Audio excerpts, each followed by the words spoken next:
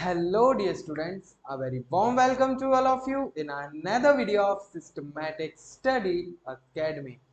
आज हम डिस्कस करेंगे हमारा मैक्रो इकोनॉमिक्स का मनी चैप्टर।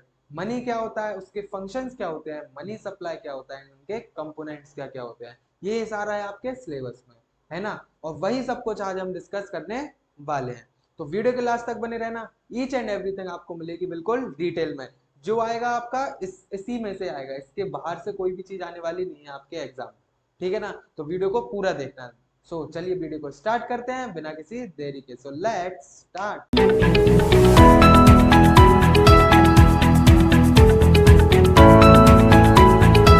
सबसे पहले देखो हमें पढ़ना क्या क्या है। सबसे पहले हमें पढ़ना है मनी का मीनिंग एंड फंक्शन, है ना। और क्या पढ़ना है हमें, मनी का मतलब क्या होता है, एंड उसके बाद हमें पढ़ना है हमारा फंक्शंस ऑफ मनी, जिसमें आपके सिलेबस में क्या क्या है, प्राइमरी फंक्शन एंड आपका सेकेंडरी फंक्शन। कंटिंजेंट फंक्शन आपके सिलेबस में नहीं है, ठीक। और क्या क्या है आपके क्लियर, और है आपका इंपॉर्टेंस ऑफ मनी पढ़ लेंगे हम। एंड उसके बाद जो आपका सबसे इंपॉर्टेंट चैप्टर है वो है supply of money, clear, and उसके कंपोनेंट्स। ये सारा कुछ आपको, छोटा सा टॉपिक आपको पढ़ना है आपके चैप्टर में। हाँ, और एक और चीज, ये जो M1 है आपको ये डिस्कस करना है बस, और इसके आगे आपको कोई भी डिस्कस नहीं करना है, और इसके बाहर से आपके एग्जाम में कुछ भी आने वाला नहीं है, ठीक। इतना सब कुछ आपको पढ़ना है, छोटे से टॉपिक्स रहेंगे, सिंपल से टॉपिक्स रहेंगे, और बस जो इनमें से आपका आएगा, जो आएगा वो इन्हीं में से। तो चलो वीडियो को स्टार्ट करते हैं, ठीक है। तो ये सब आपको पढ़ना है, एंड स्टार्ट करते हैं हम हमारे सबसे पहले टॉपिक से, जिसका नाम है मनी। स्टार्ट करते हैं मनी मीनिंग एंड फंक्शंस। देखो, मनी समझने से पहले हम थोड़ा पास्ट में जाते हैं। एक बात बताइए, जब आप देखो, पता हर किसी को रहेगा, इधर इधर सबको पता होगा मैं किस चीज के बारे में बात कर रहा हूँ, बट उसका किसी को नाम, बहुत से लोगों को नाम नहीं पता होगा। जब हम पास्ट में, जब हमारे पास मनी नहीं था, तो हम पहले क्या करते थे, पहले के जमाने में हम क्या करते थे, सबको पता होगा, सबने बचपन में हिस्ट्री चैप्टर में भी पढ़ा होगा, है ना। क्या करते थे, पहले हम करते थे एक्सचेंज। कोई गुड्स का क्या करते थे, एक्सचेंज। अगर हमें कहीं से आटा चाहिए तो उसके बदले में हम दाल ले लेते थे, ठीक है ना। अगर हमें और कुछ भी, कोई भी गुड्स चाहिए, जैसे घी चाहिए, घी के बदले में हमें केरोसिन ऑयल मिल जाता था। और भी बहुत सारे गुड्स होते थे, जैसा कि हमारा, अगर हमें दूध चाहिए तो दूध के बदले में हमें अपने पास से कुछ देना पड़ता। तो ये क्या चलता था, हमारे गुड्स के बीच में एक्सचेंज चलता था, है ना। यही चलता था, अगर हमें गुड्स ए चाहिए तो उसके बदले में हमें गुड्स बी देना पड़ते थे किसी इंसान को, है है ना। तो ये सब देना पड़ता था हमें, ठीक। तो यही, इस चीज को हम बोलते क्या है, आप लोगों को मतलब पता है क्या, इस चीज को हम इंग्लिश में बोलते क्या है। सबसे पहले तो ये एक्सचेंज हुआ, लेकिन इसको हम बोलते क्या है, उसको हम बोलते हैं हमारा बार्टर सिस्टम। क्या बोलते हैं, बार्टर सिस्टम। जिसने सब, हर किसी बंदे ने पढ़ा होगा, भले ही बंदे ने थोड़ा बहुत पढ़ा होगा, लेकिन हर किसी को पता होगा कि बार्टर सिस्टम होता क्या है, बट उसको नाम से नहीं पता होगा, है ना। तो बस सबसे पहला टॉपिक है आपका मनी चैप्टर में बार्टर सिस्टम। बार्टर सिस्टम का मतलब होता है जब, जो हमारी इकोनॉमी पहले यूज किया करती थी, जब क्या नहीं आया था, मनी कॉन्सेप्ट, ठीक है। तो बार्टर सिस्टम में क्या होता था, कोई भी इंसान को अगर कोई भी गुड्स चाहिए पड़ते तो वो किसी और से क्या करता था, एक्सचेंज कर लेता था किसी और गुड्स में। जैसे आटे के बदले में किसी ने दाल ले लिया, चावल ले लिया, ठीक है। तो ये चलता था हमारा बार्टर सिस्टम है। बट जब मनी आया तो मनी क्या बन गया, हमारा नया मीडियम ऑफ एक्सचेंज बन चुका है ना। मनी क्या करता है, बार्टर सिस्टम समझ में आ गया, ठीक है। अब उसके बाद जो हमारी बार्टर इकोनॉमी, बार्टर इकोनॉमी क्या होती है, ऐसी इकोनॉमी जो बार्टर सिस्टम को यूज करती है, उसको हम क्या बोलते हैं, हमारी बार्टर इकोनॉमी। सिंपल सा टॉपिक था, बार्टर सिस्टम तो सबको पहले से पता ही था, बट नाम से नहीं पता था। तो आपको बार्टर सिस्टम पता चल गया, एंड उसके साथ साथ आपको बार्टर इकोनॉमी पता चल गया। बार्टर इकोनॉमी क्या होती है, बार्टर इकोनॉमी होती है जिस, जो इकोनॉमी बार्टर सिस्टम को यूज करती है, उसको हम बार्टर इकोनॉमी बोलते हैं। समझ आया इतना, क्लियर। अब देखो, ये देखो, बार्टर सिस्टम सफर वेरियस शॉर्टकम्स। बार्टर सिस्टम में क्या क्या लिमिटेशन, डिफिकल्टीज रहती हैं, आप पढ़ लेना अगर पढ़ना हो, क्योंकि ये आपके सिलेबस में नहीं है, ठीक है। फिर है हमारा मनी। अब मनी क्या होता है, देखो, मनी एक सिंपल सा टर्म है, ऐसी कोई भी चीज जो as a medium of exchange क्या हो, एक्सेप्ट हो, ठीक है ना, लीगल हो किसी भी मीडियम ऑफ एक्सचेंज में देने के लिए।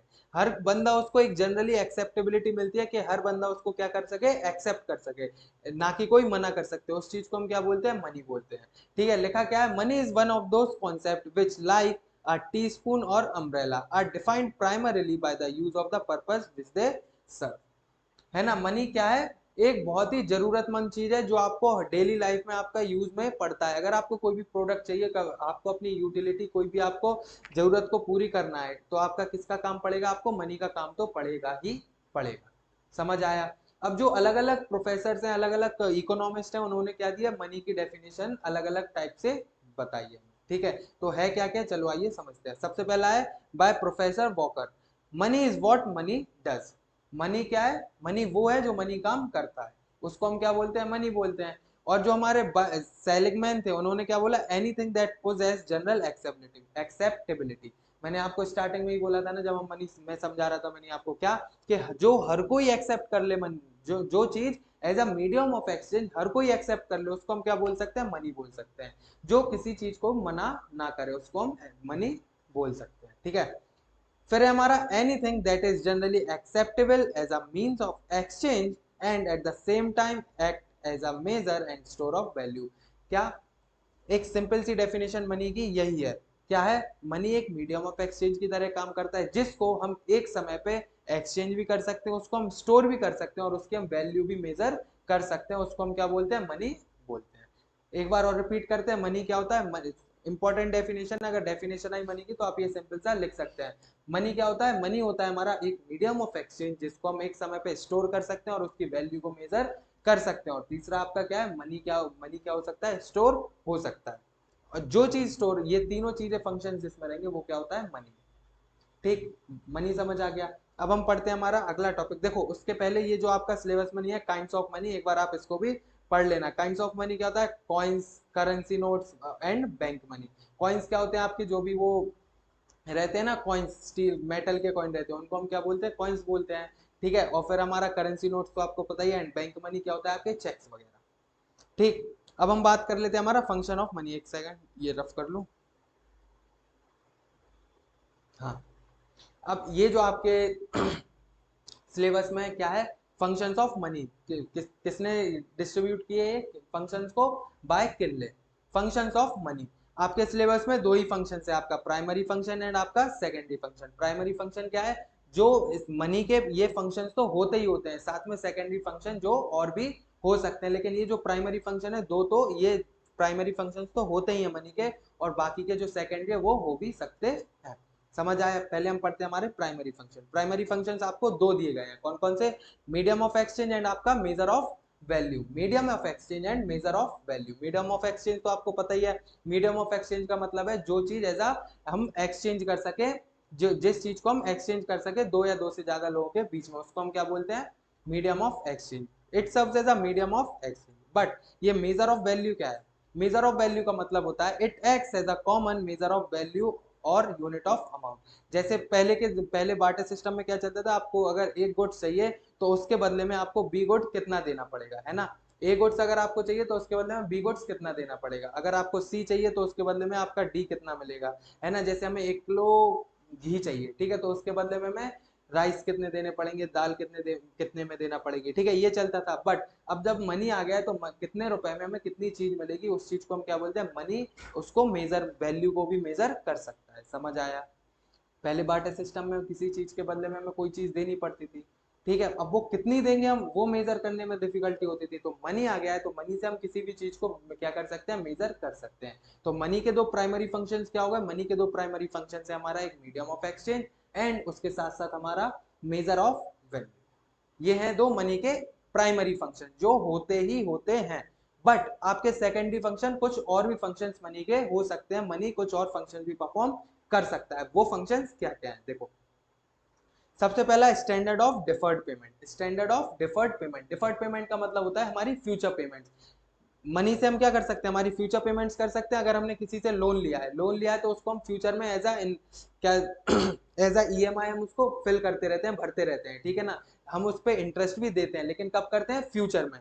ठीक है, तो क्या है, स्टैंडर्ड ऑफ डिफर्ड पेमेंट। जो आपकी मनी है, मनी आपका डिफर्ड पेमेंट का भी काम करता है, जिसको हम क्या बोलते हैं, future payment.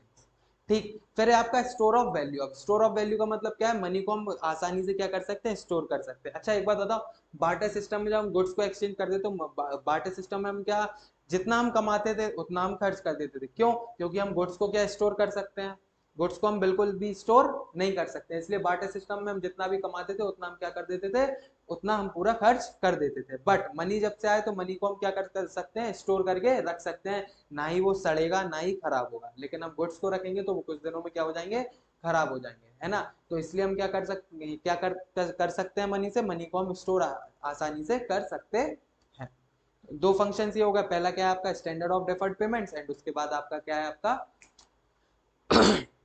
Store of value. फिर है आपका transfer of value. Transfer of value मतलब आपके पास पैसा है, आप किसी और को ट्रांसफर कर सकते हो, किसी को आपको देना है तो पैसा आप आराम से सिंपली तरीके से पैसे को ट्रांसफर कर सकते हो। किसी ने, जैसे आपका फ्रेंड है ना, अगर कहीं जा रहा होगा, पैसे की जरूरत पड़ गई तो वो घर वालों को फोन नहीं लगाएगा, फोन किसको लगाएगा, आपको। अब आपको उसको पेमेंट करनी है तो पेमेंट आप किससे कर देते हो, आपके फोन पे, गूगल पे से। तो ये क्या है, आपने पैसे को ट्रांसफर कर दिया, ट्रांसफर ऑफ पेमेंट। तो हम मनी से क्या कर सकते हैं, मनी को ट्रांसफर भी कर सकते हैं, कोई भी वैल्यू को ट्रांसफर कर सकते हैं। समझ आया, ये था आपका ट्रांसफर ऑफ वैल्यू। समझ आया मनी के फंक्शंस क्या है, दो फंक्शन। देखो अभी याद कर लो, छोटा सा टॉपिक है, ज्यादा इसमें दिमाग लगाने की जरूरत नहीं है, आप अभी सिंपली इसको लर्न कर सकते हैं और आपका फाइनल बोर्ड्स तक के लिए ये चैप्टर तैयार हो जाने वाला है। देखो चैप्टर्स को धीरे धीरे करके क्या करो, शॉर्ट करते जाओ। जो सिंपल चैप्टर है वो अभी पढ़ लो, और जो टफ चैप्टर है आपको रिवीजन के लिए बोर्ड में जो आप रिवाइज करोगे उन चैप्टर्स पे ज्यादा ध्यान देना जो आपके इंपॉर्टेंट है। ठीक है, छोटा सा टॉपिक है, आप अभी इसको लर्न कर सकते हो। तो देखो क्या, तो सबसे पहले मनी के फंक्शंस क्या क्या है, मनी के दो फंक्शन है, primary function and secondary function. Primary function में क्या है, सबसे पहले मीडियम ऑफ एक्सचेंज, एंड दूसरा हमारा major of value. Medium of exchange मतलब एक्सचेंज करने के काम में आता है मनी हमारा, और दूसरा है मेजर ऑफ वैल्यू, किसी भी प्रोडक्ट की वैल्यू मेजर कर सकता है। फिर हमारा सेकेंडरी फंक्शन क्या है, सेकेंडरी फंक्शन हमारे तीन है, कौन कौन से, हमारा स्टैंडर्ड ऑफ डेफर्ड पेमेंट्स, और फिर स्टोर ऑफ वैल्यू, एंड उसके बाद हमारा ट्रांसफर ऑफ वैल्यू। समझ आए, ये तीन हमारे क्या है, सेकेंडरी फंक्शंस हैं। अभी तक हमने क्या क्या पढ़ लिया, हमने पढ़ा मनी। मनी आया कहाँ से, हमारा सबसे पहले बार्टर सिस्टम चलता था, बार्टर सिस्टम इंपॉर्टेंट है। फिर उसके बाद हमने मनी की डेफिनेशन पढ़ी है और उसके फंक्शंस पढ़े। अब आपके सिलेबस में लास्ट टॉपिक क्या बचता है आपका, मनी सप्लाई। ठीक है, तो अब हम मनी सप्लाई को डिस्कस करेंगे। कंटिंजेंट फंक्शन आपका है नहीं, बट आपको अगर पढ़ना हो तो आप इसमें पढ़ सकते हैं।